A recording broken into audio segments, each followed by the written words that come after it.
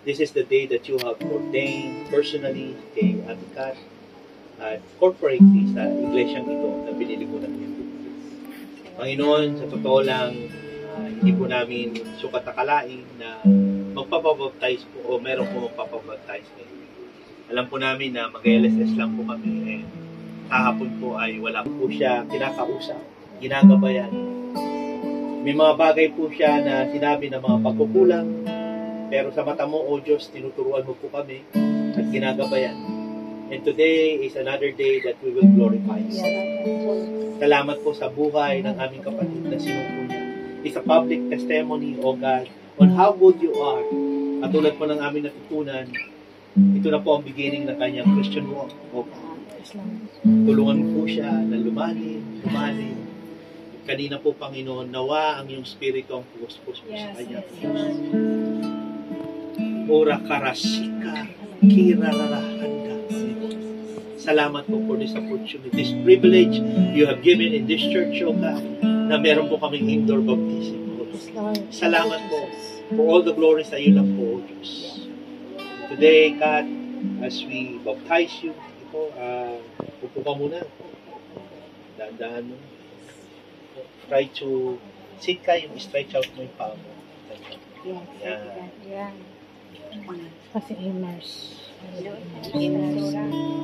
Sige sa tubo. Ayun yung Pastor, ayun o yung puti na upuan. Hindi maano siya. Yun, kasi hindi mo maabot niya. No turning back. Ayan. Kapatid, ano ka ha? No turning back. No turning back. Maganda ba yun? No turning back? Alalayan mo ako rito. Hindi ko makaya. Okay?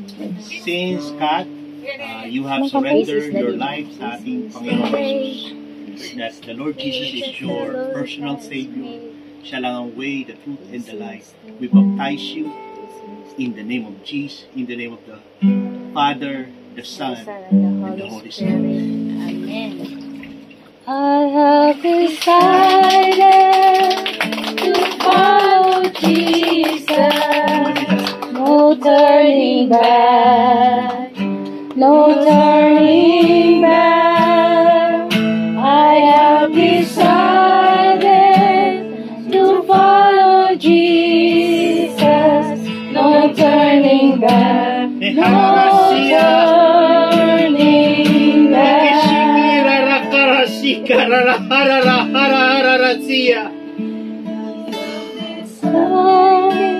Thank you, O God. Follow Jesus. No turning back. Tulungan mo ang aking kapatid. No turning back. Regardless of situation in life, may you Decided strengthen my dear sister. follow Jesus. Give her the faith that moves mountains, O Lord. No turning That the joy is not anchored on situation, but anchored on you, Lord Jesus.